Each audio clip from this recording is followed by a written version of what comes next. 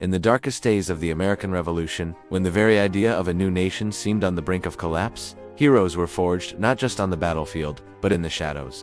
This is the story of one such hero, a young man whose name would become a symbol of ultimate sacrifice: Nathan Hale. Before the war drums echoed across the colonies, Nathan Hale was a beloved schoolteacher from Connecticut. A graduate of Yale University at just 18, he was known for his sharp mind, athletic prowess, and a deep, unwavering belief in the ideals of liberty. His students adored him. His friends admired him. He had a bright future, a life of comfort and scholarly pursuit ahead of him. But when the call to arms came, Nathan Hale did not hesitate. He joined the Continental Army, quickly rising to the rank of captain in Knowlton's Rangers, an elite reconnaissance unit. By the summer of 1776, the situation was dire. The British, with their massive army and powerful navy, had driven General George Washington and his beleaguered forces out of Long Island. Now, they were poised to take New York City. Washington was desperate. He was fighting blind, with no reliable intelligence on the British Army's strength, positions, or their next move. He needed a spy, someone to go behind enemy lines, gather crucial information, and return. The mission was a virtual death sentence. Spying was not considered honorable warfare at the time.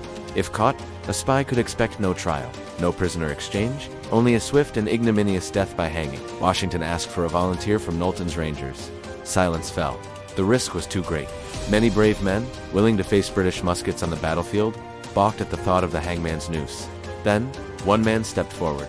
It was the 21-year-old schoolteacher, Captain Nathan Hale. His friends, including his fellow officer, Captain William Hull, pleaded with him not to go. They argued it was a mission ill-suited for a man of his character, a task for a less scrupulous individual. They warned him of the certain doom he faced if captured. But Nathan Hale's resolve was unshakable. He believed that every service necessary for the public good became honorable by being necessary. He felt it was his duty to serve his country in any capacity required, no matter the personal cost. Disguising himself as a Dutch schoolmaster looking for work, he slipped behind British lines on Long Island. For about a week, he moved silently among the enemy, taking detailed notes and making sketches of their fortifications and troop placements. He gathered the vital intelligence Washington so desperately needed. His mission was a success. He had the information. All he had to do was get back. He made his way to a pre-arranged meeting point at a tavern in a place called the Cedars. He was supposed to meet a boat that would ferry him back to the American side. As he waited, he was approached by a man who seemed friendly, a fellow patriot. Hale, perhaps letting his guard down for a moment after days of intense pressure, may have confided in him. It was a fatal mistake. The man was a British agent, Major Robert Rogers, a cunning and ruthless loyalist. Nathan Hale was captured. The incriminating documents were found hidden in his shoes. There was no denying it. He was a spy. He was taken to the British headquarters in New York City, located at the Beekman House. There, he was interrogated by the British commander, General William Howe. Hale, with no hope of escape or rescue, did not deny his mission. He proudly admitted who he was and what he had done, stating his name, rank, and purpose. General Howe, following the harsh rules of war, immediately sentenced him to be hanged the next morning, without a trial. Hale was held overnight, not in a proper cell, but in a greenhouse on the estate. He made two simple requests: to have a Bible, and to be allowed to write letters to his family and his commander. His first request was denied. His second was granted, but what happened next was an act of pure cruelty.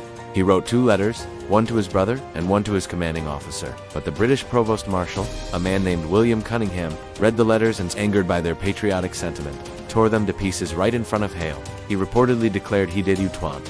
Want the rebels to know they had a man in their army who could die with so much firmness? On the morning of September 22, 1776, Nathan Hale was marched to the gallows, near what is now 66th Street and 3rd Avenue in Manhattan. A crowd had gathered to watch the execution. He was denied a final prayer with a minister. He was offered a chance to speak, perhaps in the hopes he would express regret or fear. But Nathan Hale stood tall, his voice clear and steady, filled not with fear, but with a profound sense of purpose. He did not beg for his life. He did not curse his enemies. Instead, he spoke words that would echo through the annals of American history, words that would inspire generations to come. Looking out at the crowd, the young schoolteacher turned spy uttered his immortal last words: "I only regret that I have but one life to lose for my country." With that final, powerful declaration of his unwavering patriotism, the execution was carried out. Nathan Hale was dead at 21. His body was left hanging for days as a warning to others, and it's believed he was buried in an unmarked grave, his final resting place lost to time. In the immediate aftermath, his story was largely unknown. But as word of his bravery and his final defiant words spread, Nathan Hale was transformed from a fallen soldier into a national martyr. He became a symbol of the selfless courage and deep conviction that fueled the American Revolution. He wasn't a general, nor a politician. He was an ordinary man, a teacher, who answered an extraordinary call and made the ultimate sacrifice. not for glory, but for a belief in a future he would never see. His legacy reminds us that heroism isn't just about grand victories on the battlefield. It's about quiet courage, unwavering principle, and the willingness to give everything for a cause greater than oneself. The intelligence he gathered never made it to General Washington, but his story provided something just as valuable, a powerful symbol of American resolve. It showed the world, and the American people themselves, the depth of commitment that fueled their fight for independence. Nathan Hale's life was short, but his final words and his selfless act ensured that his spirit would live on forever. In the heart of the nation he helped to create,